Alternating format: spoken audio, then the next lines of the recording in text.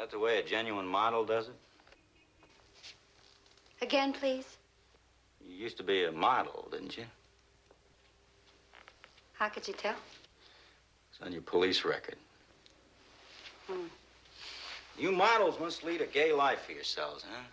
Never have to worry about who's going to pick up the dinner tab. Ah. It's not a gay life? What's gay about blistered feet? A bunch of sleazy married guys with ideas that were stale when the Romans was eating lions? Well, how long were you at it? Modeling? Since I was 16. 16? Well, what should I have done? Sold pencils, maybe?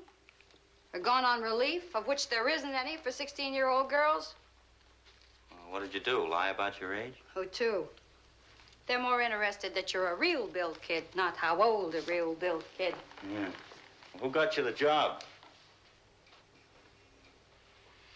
I was waiting for a bus. One windy day when all the skirts was blowing. And this fella drives up in a top-down convertible and struck up an introduction. He was a real cornball, and he sort of looked me over and he said, "Well, now, are there any more at home like you, little lady?" So I told him the only thing there was any more at my home was a brother 6'4" who liked to knock out teeth for exercise. Why, I just made this brother up out of my head for protection. So, well, then what happened?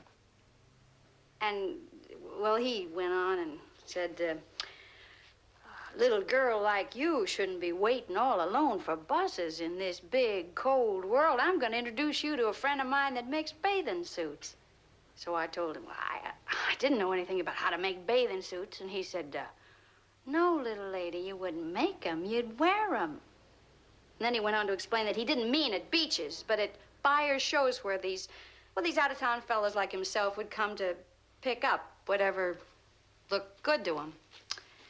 And whatever looks good to these fellas is that old combination of the most girl, least bathing suit, if you know what I mean.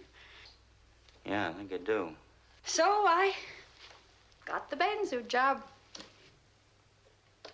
And then for a year there, we were sort of making plans for getting married until one gloomy day, this older woman pops up from Omaha, and she starts crying and wringing her hands out and pleading with me that I should leave him alone for his own good.